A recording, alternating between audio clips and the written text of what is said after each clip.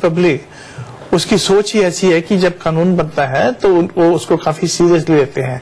जब तक कानून नहीं बनेगा तो आप उनकी किसी भी तरीके की जागरूकता जगाइए, वो जो है इतनी कामयाब नहीं होगी।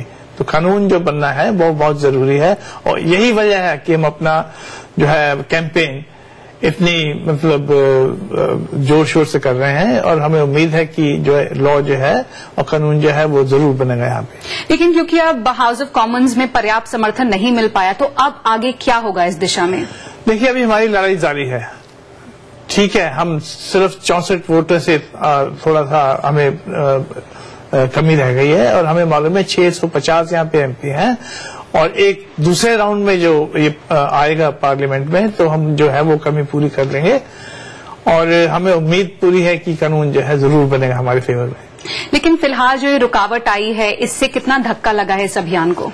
हमें पूरा यकीन है कि हाउस ऑफ कॉमन में भी जब वापस जो बिल आएगा एमपीज जो है इस चीज को समझेंगे और हमें सपोर्ट देंगे और कानून को जो है चेंज करेंगे। देवेंद्र जी, हमसे बातचीत करने के लिए शुक्रिया। कार्यक्रम में आप आगे देखेंगे अरबी, जापानी और अमेरिकी शायरों का मुशायरा।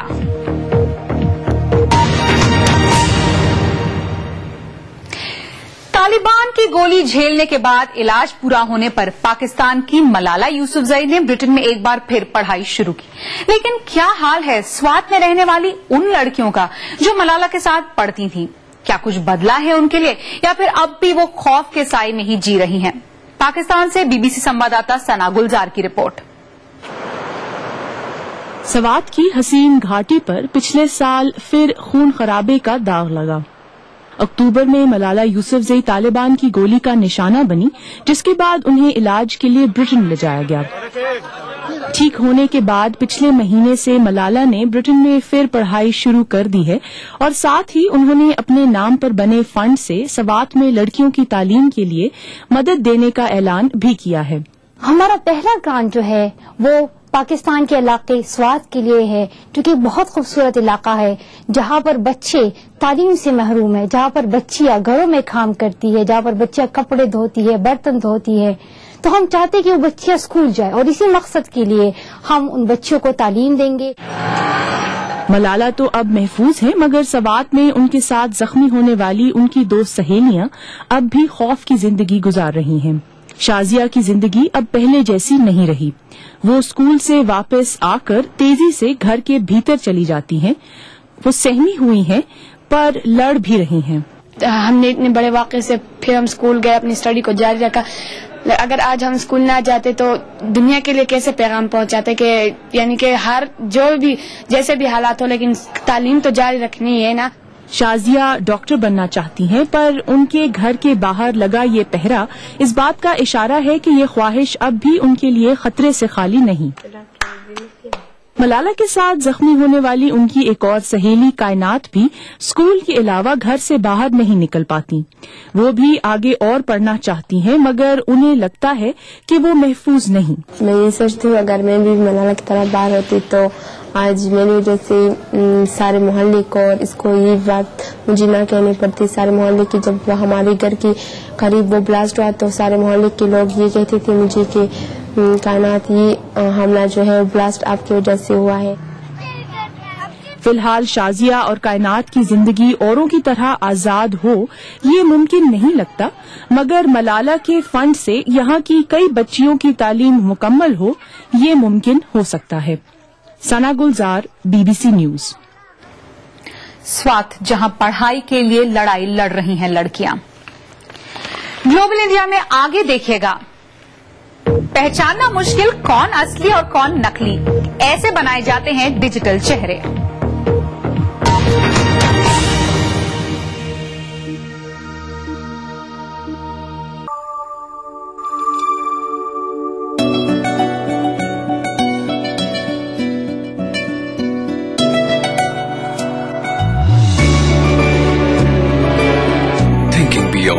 Can make you who you aspire to be.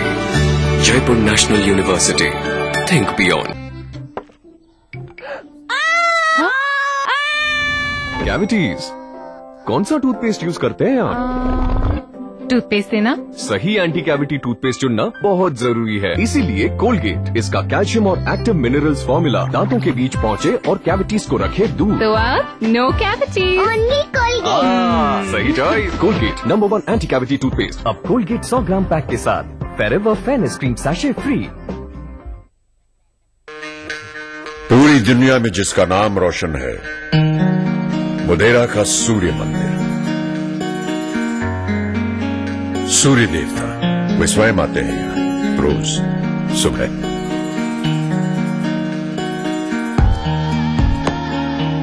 ये है पाटन की रानी उदयमती की वाह। कुआं गहरा होता है ये तो सुना था, ऊंचा होता है ये आज पहली बार देख रहा हूं।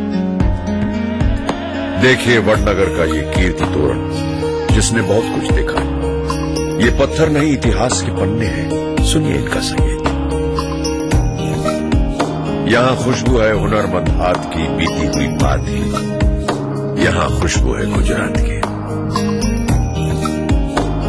कुछ पल तो बिताइए इतिहास में, कुछ दिन तो गुजारिए गुजरात में।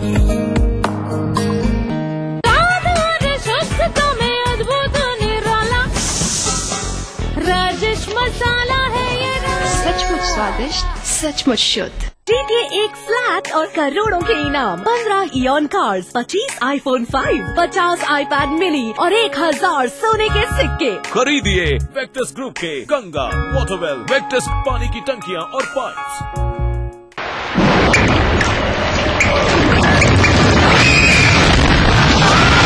अगर सीमेंट जंग रोधक न हो तो जानलेवा हो सकता है। श्रीलंका रेन ऑक्साइड, भारत का एकमात्र जंग रोधक सीमेंट। राजनीति कोई भी हो, घटना कैसी भी हो, खुलासा सिर्फ सेंट्रल हॉल में। खबरों पर जानकारों से बेबाक बात, गपशप, सियासी सवाल, राजकाज और सुर्खियां एक ही प्रोग्राम से देश, समाज और राजनीति की पूरी तस्वीर देखिए। सेंट्रल हॉल सोमवार से शुक्रवार रात 8:30 बजे और 11:30 बजे ईटीवी के सभी हिंदी चैनल्स पर। इस कार्यक्रम के सह प्रायोजक हैं हर निर्माण के लिए आदर्श राष्ट्रीय की बात, फख्र है ताकत पर। राजेश मसाला, सचमुच स्वादिष्ट, सचमुच शुद्ध। ठंडक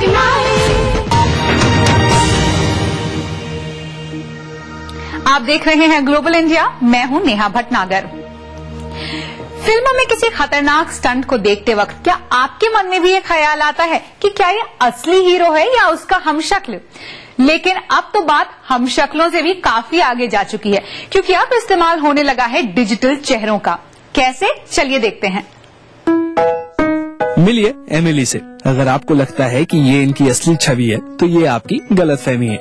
ये दरअसल 3 डायमेंशनल एनिमेशन है। इसे एक ऐसी तकनीक से तैयार किया गया है जो फिल्में बनाने के तरीकों में क्रांतिकारी बदलाव ला रही है। Hollywood has a pretty big appetite for digital versions. Hollywood में आजकल ये चलन बढ़ रहा है जहां असल कलाकारों की जगह उनका डिजिटल रूप इस्तेमाल किया जाता है, खासकर स्टंट दृश्यों में जहां असल कलाकारों के साथ शूट करना बेहद महंगा या खतरनाक हो सकता है।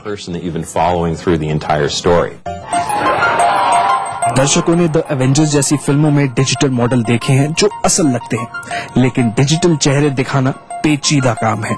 चेहरे की एक एक चीज सही तरीके से दिखाने के लिए एनिमेटर्स को कलाकार की कई तस्वीरें चाहिए होती हैं। ये सारी तस्वीरें एक समय पर खींची होनी चाहिए। यहाँ से लाइट स्टेज तकनीक का काम शुरू होता है। दरअसल एक रिसर्च प्रयोगशाला में 9 फुट का स्फीयर रखा गया है जिसमें 6900 LED लगी है। ये किसी भी दिशा से किसी भी रंग की रोशनी पैदा कर सकता है। यहाँ आप किसी भी हॉलीवुड स्टार को खड़ा कर दीजिए, 7 कैमरे कई तरह की रोशनी में तस्वीरें लेनी शुरू कर देते हैं। एक्टर के करीब 30 तरह के हाव भाव रिकॉर्ड किए जाते हैं। एनिमेटर इन छवियों को कंप्यूटर में फीड करते हैं। इन सब को मिलाकर एक डिजिटल मैप तैयार किया जाता है। यही बारीकियां डिजिटल मॉडल को असल कलाकार जैसा बनाती है। This includes getting the shape of the face right. Animator को चेहरे की शेप सही बनानी होती है। त्वचा का टेक्सचर सही होना चाहिए। हर बार जब आपके चेहरे पर नया भाव आता है, ये चीजें बदल जाती हैं। इसलिए डिजिटल मॉडल तैयार करने के लिए असल व्यक्ति का इस्तेमाल करना पड़ता है। हॉलीवुड फिल्म द एवेंजर्स में इस तकनीक का बखूबी इस्तेमाल किया गया है। इस तकनीक का इस्तेमाल घरों में गेमिंग कंसोल में भी किया जा रहा है। तो ये विशेष तकनीक फिल्मों और गेमिंग की दुनिया में नए प्रयोग करने में मदद कर रही है। यहाँ असल और नकली में फर्क बताना मुश्किल हो जाता है। I don't know. What do you think? Digital तकनीक का कमाल। देखते हैं तकनीकी दुनिया की कुछ और बड़ी खबरें। क्लिक के साथ है मुकेश शर्मा। ताइवान में अधिकारी इन रिपोर्टों की जांच कर रहे हैं कि सैमसंग ने प्रतिद्वंदी कंपनी HTC के बारे में नेगेटिव कमेंट करने के लिए छात्रों को काम पर लगाया था। सैमसंग के ताइवान के फेसबुक पेज पर इस घटना को दुर्भाग्यपूर्ण बताया गया है। कंपनी ने कहा है कि वो अपने मार्केटिंग अभियान में ऐसे कमेंट शामिल नहीं करेगी जो अनाम लोगों ने किए हैं। गूगल ने अपने करामाती चश्मे के बारे में और जानकारी दी है। गूगल ने ऐप डेवलपर्स से कहा है कि इन चश्मों के डिस्प्ले पर विज्ञापनों की इजाजत नहीं होगी। इस रियलिटी चश्मे में न तो हेडफोन होंगे और न ही ईयरबड, बल्कि इस्तेमाल करने वाले व्यक्ति के आंखों के नीचे वाली हड्डी से गुजरकर ध्वनि तरंगे उसके कानों में जाएंगी। ऐसा बोन कंडक्टर ट्रांसड्यूसर के जरिए मुमकिन होगा। गूगल ग्लास में 5 मेगापिक्सल वाला कैमरा भी है, जिससे स्टिल फोटो खींचे जा सकेंगे। और अब BBC global exclusive round up, दुनिया की बड़ी खबरों पर BBC की खास नजर। अमेरिका के बॉस्टन शहर में हुए 2 बम धमाकों के बाद BBC संवाददाता इयन पैनल वहां पहुंचे और हालात का जायजा लिया। मशहूर बॉस्टन मैराथन के दौरान हुए धमाके में 3 लोग मारे गए और 150 से ज्यादा लोग घायल हुए। FBI की टीम जांच में जुटी है। धमाकों के लिए प्रेशर कुकर का इस्तेमाल किया गया। आम लोगों सहित राष्ट्रपति बराक ओबामा ने धमाकों में मारे गए और घायल हुए लोगों के प्रति संवेदनाएं प्रकट की हैं। लंदन में ब्रिटेन की पूर्व प्रधानमंत्री मार्गरेट थैचर की अंतिम यात्रा में आम लोगों समेत दुनिया भर से आए नेता शामिल हुए। ब्रिटेन के इतिहास की एकमात्र महिला प्रधानमंत्री थैचर का अंतिम संस्कार लंदन के सेंट पॉल कैथीड्रल में हुआ। इस मौके पर कैथीड्रल में 2000 से ज्यादा मेहमान मौजूद थे। इस महीने की 8 तारीख को लंबी बीमारी के बाद आयरन लेडी कही जाने वाली मार्गरेट थैचर का निधन हो गया था। वेनेजुएला की राजधानी कराकस पहुंचे BBC संवाददाता विल ग्रांट ने नवनिर्वाचित राष्ट्रपति निकोलस माडुरो के खिलाफ हो रहे प्रदर्शनों का जायजा लिया। वेनेजुएला के दिवंगत नेता हुगो चावेज ने माडुरो को अपना उत्तराधिकारी चुना था। माडुरो ने विपक्षी उम्मीदवार हेनरिक कैप्रिल्स को हरा दिया। उनके समर्थक वोटों की दोबारा गिनती की मांग कर रहे हैं।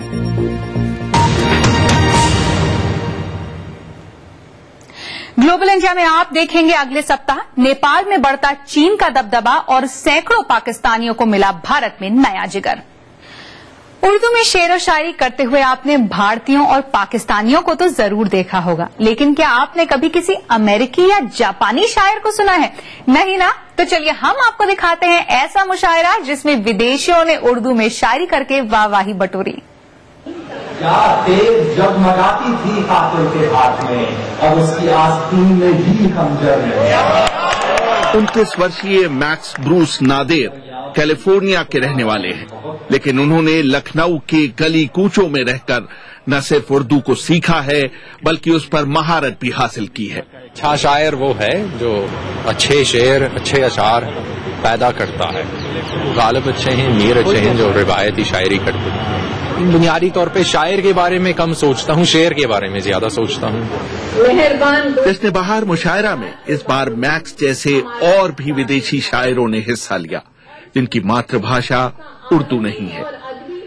हिरोजी काताओका जापान के दाइतो बुंका विश्वविद्यालय में उर्दू के प्रोफेसर हैं।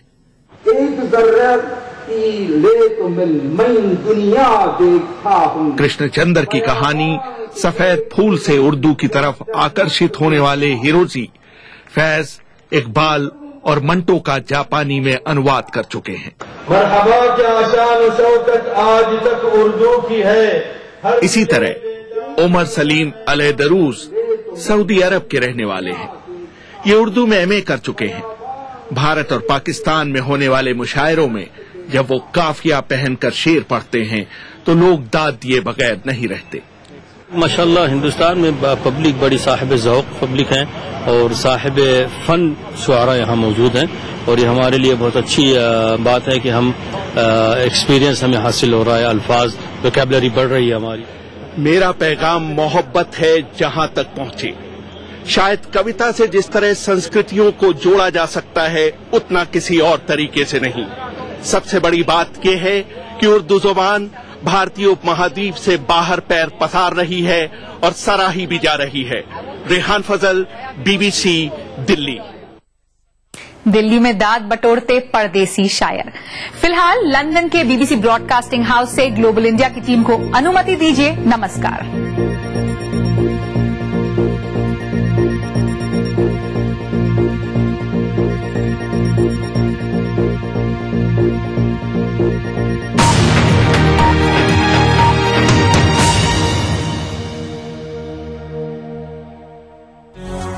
अगर बेचना है आपकी आदत और जीतना है आपकी फितरत, तो आप बन सकते हैं सेल्स का बाजीगर। सुकैब प्रेजेंट्स ETV सेल्स का बाजीगर in partnership with Dainik Jagran. Auditions आपके शहर लखनऊ में कल सुबह 9:30 बजे, होटल दी पैलेस कैंट रोड में। ज्यादा जानकारी के लिए लॉग इन करें। तो भैया वेरी सिंपल, हमें अपने सेल्स का हुनर दिखाइए। क्या पता ये मौका आपकी जिंदगी बदल दे।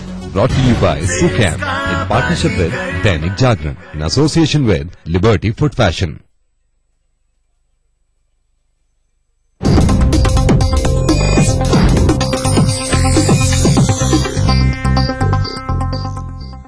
इस कार्यक्रम के सह प्रायोजक हैं Shri ultra red oxide, Bharat का एकमात्र जंग रोधक सीमेंट।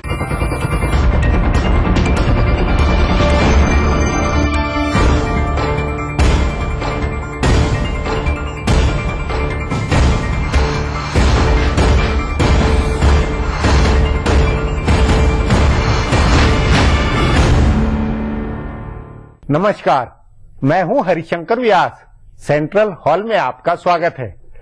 इन दिनों जहां परीक्षाओं का सीजन है तो दूसरी ओर अगले अकादमिक सीजन की तैयारियां हैं। जैसे यह कि दिल्ली विश्वविद्यालय ने सन 2013-14 से 4 वर्षीय स्नातक कोर्स का फैसला किया है। BA, BSc और BCom का 4 साल होना दूरगामी महत्व का निर्णय है। सेकेंडरी के बाद सर्वाधिक संख्या स्नातक छात्रों की होती है, सो तय माने कि स्नातक पढ़ाई की संरचना आमूल चूल बदलाव होने के कगार पे है। दिल्ली विश्वविद्यालय ने जो फैसला किया है तो ये पूरे देश के लिए मानक बनेगा। अपने आप उच्च शिक्षा की कोर्स अवधियां बदलेगी। ऐसे ही एक सोच CBSE में 12वीं से कानून की पढ़ाई की है। फिर कारपोरेट को तकनीकी विश्वविद्यालय खोलने देने की अनुमति देने का विचार है। ऐसा इसलिए है क्योंकि कारपोरेट संस्थानों की शिकायत है कि तकनीकी व इंजीनियरिंग शिक्षा की क्वालिटी गिर रही है। डिग्रीधारी है मगर क्वालिटी मैन पावर नहीं है। तथ्य यह भी है कि इसी के चलते उच्च शिक्षा का कारोबार लड़खड़ाने लगा है। इंजीनियरिंग, तकनीकी व प्रोफेशनल शिक्षा के संस्थानों का जो बूम आया था वह अब घाटे का सौदा साबित हो रहा है। उस नाते उच्च पेशेवर शिक्षा को लेकर कई नई पहल और सवाल है।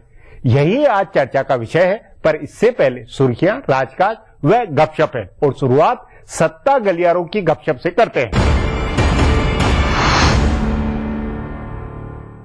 15वीं लोकसभा का कार्यकाल 1 साल बचा हुआ है, लेकिन बीते 4 सालों में जो कुछ हुआ है वो इससे पहले 14वीं लोकसभा में नहीं हुआ था।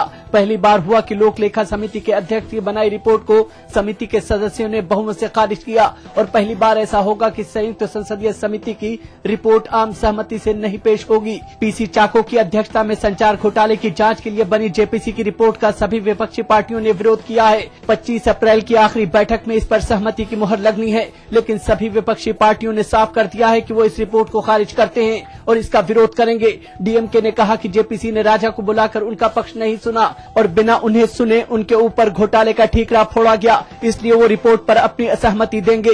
BJP को NDA के ऊपर 40,000 करोड़ रुपए के नुकसान का इल्जाम लगाने से आपत्ति है। BJP, अन्ना DMK और लेफ्ट पार्टियों को प्रधानमंत्री मनमोहन सिंह और वित्त मंत्री P चिदम्बरम को क्लीन चिट देने और CAG के नुकसान के आकलन को गलत बताने पर आपत्ति है। कुल मिलाकर पूरी रिपोर्ट विवादों में है। विपक्ष इसका विरोध करेगा और संसद में भी इस पर हंगामा तय है।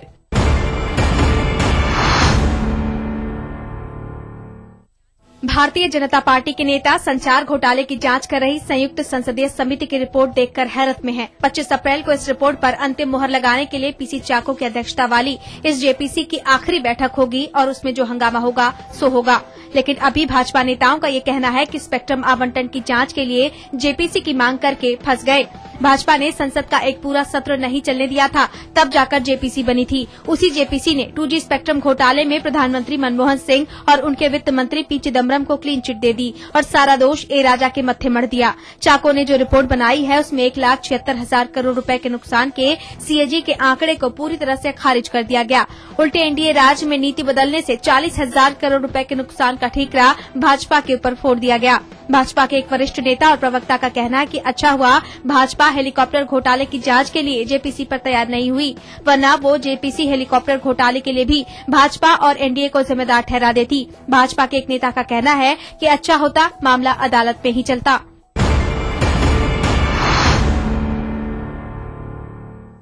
भारतीय जनता पार्टी में सिर्फ प्रधानमंत्री पद की दावेदारी का सस्पेंस नहीं है, बल्कि कई चीजों का सस्पेंस बना हुआ है। इनमें एक सस्पेंस इस बात को लेकर है कि कौन नेता कहां से चुनाव लड़ेगा। गुजरात के पूर्व मुख्यमंत्री शंकर सिंह वाघेला ने यह कहकर इस सस्पेंस को बढ़ा दिया है कि इस बार लाल कृष्ण आडवाणी शायद गांधीनगर सीट से नहीं लड़ेंगे, उनकी जगह नरेंद्र मोदी इस सीट से चुनाव लड़ सकते हैं। नरेंद्र मोदी के उत्तर प्रदेश में बनारस, लखनऊ या फैजाबाद से भी चुनाव लड़ने की चर्चा है। कहा जा रहा है कि राष्ट्रीय अध्यक्ष राजनाथ सिंह भी गाजियाबाद से नहीं लड़कर इस बार लखनऊ से चुनाव लड़ना चाहते हैं। पूर्व अध्यक्ष नितिन गडकरी के लिए नागपुर सीट तय बताई जा रही है। हालांकि उन्होंने वर्धा और भंडारा सीट का भी सर्वेक्षण कराया था। पार्टी दोनों सदनों में नेता प्रतिपक्ष सुषमा स्वराज और अरुण जेटली को लेकर भी कई तरह की चर्चाएं हैं। माना जा रहा है कि इस बार जेटली पहली बार लोकसभा चुनाव लड़ेंगे। उनके लिए नई दिल्ली से लेकर जम्मू, उदयपुर और अमृतसर की सीटों की चर्चा है। सुषमा स्वराज विदिशा से सांसद हैं और ज्यादा संभावना उनके वहां से चुनाव लड़ने की है, लेकिन दिल्ली और हरियाणा में उनके नाम की चर्चा है। इसी तरह कल्याण सिंह से लेकर वरुण गांधी और नवजोत सिंह सिद्धू से लेकर मुरली मनोहर जोशी तक कई दिग्गजों की सीट बदलने की चर्चा है। अब आज की ताजा सुर्खियां, ये लीक से कुछ हटकर है। इनसे तुरंत फुरत देश की दशा दिशा के हालात बुझ सकेंगे। संचार घोटाले की जांच कर रही संयुक्त संसदीय समिति की मसौदा रिपोर्ट को विपक्ष ने खारिज कर दिया है। इस रिपोर्ट में प्रधानमंत्री मनमोहन सिंह और वित्त मंत्री पी चिदम्बरम को क्लीन चिट दी गई है और सारा दोष उस समय के संचार मंत्री ए राजा पर डाल दिया गया है। गुरुवार को जेपीसी सदस्यों के बीच बांटी गई इस रिपोर्ट में कहा गया है कि राजा ने मनमानी तरीके से औने पौने कीमत पर स्पेक्ट्रम और लाइसेंस बांटे। इसमें 1,76,000 करोड़ रुपए के नुकसान के सीएजी के आकलन को भी गलत ठहराया गया है। भाजपा और लेफ्ट दोनों के सांसदों ने कहा है कि वो इस रिपोर्ट से असहमति जाहिर करेंगे। सीपीआई के गुरुदास दासगुप्ता ने एक कदम आगे बढ़कर कहा है कि पीसी चाको ने जेपीसी के अध्यक्ष से ज्यादा कांग्रेस नेता के रूप में काम किया है। विपक्ष ने सरकार पर रिपोर्ट लीक होने का भी आरोप लगाया। 25 अप्रैल को जेपीसी की आखिरी बैठक होनी है। जेपीसी की रिपोर्ट के बाद एक बार फिर विवादों के घेरे में आए संचार घोटाले के मुख्य आरोपी ए राजा ने कहा है कि वो अपने को निर्दोष साबित करेंगे। उन्होंने कहा है कि सारे फैसले प्रधानमंत्री को बताकर किए गए थे। इससे पहले राजा ने जेपीसी के सामने बुलाए जाने की मांग की थी। जब उनकी मांग ठुकरा दी गई तो उन्होंने 17 पन्नों का एक नोट जेपीसी को भेजा, जिसमें उन्होंने बताया कि वो कब कब प्रधानमंत्री मनमोहन सिंह और वित्त मंत्री पी चिदम्बरम से मिले और उन्हें क्या क्या जानकारी दी। इसके बावजूद जेपीसी की मसौदा रिपोर्ट में सारा दोष उनके ऊपर डाला गया है। उनकी पार्टी डीएमके ने भी कहा है कि उन्हें बिना बुलाए किसी नतीजे पर पहुंचने के जेपीसी के फैसले का विरोध किया जाएगा। गुजरात के मुख्यमंत्री नरेंद्र मोदी कर्नाटक में चुनाव प्रचार के लिए जाएंगे, लेकिन सूत्रों के मुताबिक वो सिर्फ उन्हीं इलाकों में प्रचार करेंगे जहां भाजपा की स्थिति मजबूत है और उसके उम्मीदवार के जीतने के चांस ज्यादा हैं। बताया जा रहा है कि कर्नाटक की पार्टी इकाई को ऐसी सीटों की पहचान करने को कहा गया है। इससे पहले चर्चा थी कि मोदी प्रचार के लिए कर्नाटक नहीं जाएंगे क्योंकि वहां पार्टी की स्थिति कमजोर है और वो अपने पीएम बनने के अभियान की शुरुआत कर्नाटक की हार से नहीं करना चाहते। लेकिन अब 28 अप्रैल से उनके प्रचार का कार्यक्रम बना है, लेकिन कहा जा रहा है कि वो सिर्फ सुरक्षित सीटों पर ही प्रचार करेंगे। आयकर विभाग को 40 पन्नों का एक दस्तावेज मिला है, जिससे महाराष्ट्र की सिंचाई परियोजनाओं में नेताओं को रिश्वत दिए जाने के आरोपों की पुष्टि होती है। कोल्हापुर में एक छापे के दौरान आयकर विभाग को मिले दस्तावेजों में कई ठेकों के बदले नेताओं को पैसे दिए जाने की एंट्री वाले कागजात मिले हैं। नहर और बांध बनाने की ये परियोजनाएं कभी पूरी नहीं हुई हैं। इन दस्तावेजों के मुताबिक 280 करोड़ रुपए की एक परियोजना में 44 करोड़ रुपए की रिश्वत दी गई। रिश्वत लेने वालों में सबसे ऊपर एपी और दादा का जिक्र है। सबसे पहले घोटाले के आरोप लगाने वाली मेधा पाटकर ने कहा है कि एपी का मतलब अजित पवार है और दादा का मतलब भी अजित पवार है। 4 साल के निर्वासन के बाद चुनाव लड़ने पाकिस्तान लौटे पूर्व सैन्य तानाशाह जनरल परवेज मुशर्रफ आखिरकार गिरफ्तार हो गए। पुलिस ने उन्हें उनके फार्म हाउस से गिरफ्तार किया। गिरफ्तारी के बाद मुशर्रफ ने कहा कि उनके खिलाफ लगाए गए आरोप राजनीति से प्रेरित हैं और वो सुनवाई अदालत में इसका सामना करेंगे। उन्हें सत्ता में रहते इमरजेंसी लगाने और 60 वरिष्ठ जजों को हटाने और हिरासत में लेने के मामले में गिरफ्तार किया गया है। इससे पहले गुरुवार को इस्लामाबाद हाईकोर्ट ने उनकी जमानत की अर्जी खारिज कर दी थी, लेकिन वो नाटकीय ढंग से अदालत से भागकर निकल गए थे। आज सुबह पुलिस ने उन्हें गिरफ्तार करके इस्लामाबाद की जिला अदालत में पेश किया। फिलहाल अब एक ब्रेक है, फिर राजकाज की खबरें देने वाली बातें होगी।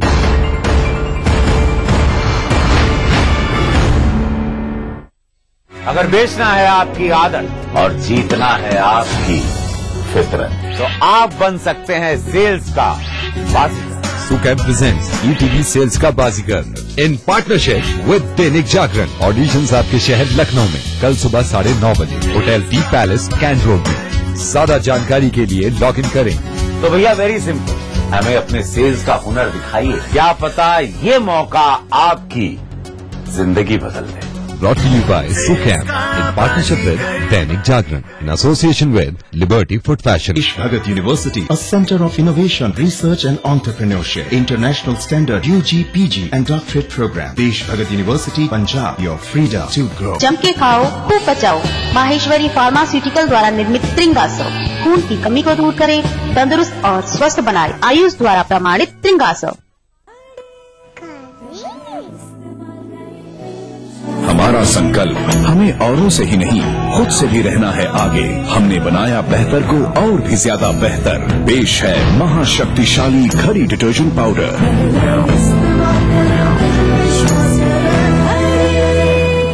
Rich cream hair colour Godrej expert से नापना नहीं, बस मिक्स और लगाओ। नो झंझट, no mistake. Oh my God, oh my God, oh my God, बिल्कुल 19 लग रहे हो। Soft and shiny. पार्लर नहीं पापा, बस 30 रुपए। Oh my God! Godrej Expert, Rich Cream Hair Color। Siddhpur, दूर दूर से लोग आते हैं यहाँ पर दुनिया का सबसे कठिन काम करने, माँ का श्राद्ध। ये कपिल आश्रम है और ये बिंदु सरोवर।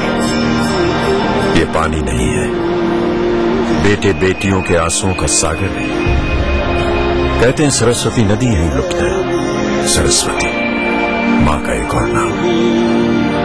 ये वो स्थल है जो हमें जोड़ता है माँ के प्यार दुलार से, उसके उपकार से, एक अनचुकाए उधार से। सिद्धपुर, गुजरात, माँ के श्राद्ध की एक मात्र पावन भूमि।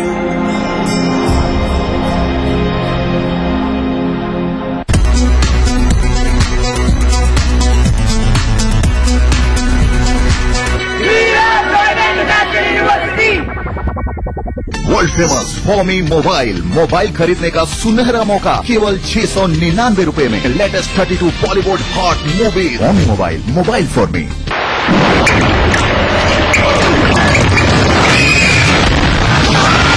अगर सीमेंट जंग रोधक न हो तो जानलेवा हो सकता है।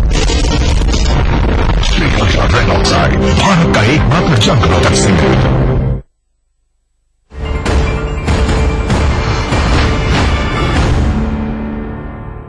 ब्रेक के बाद आपका स्वागत है। हाशिए में इधर उधर कई बातें व घटनाएं दबी हुई होती है।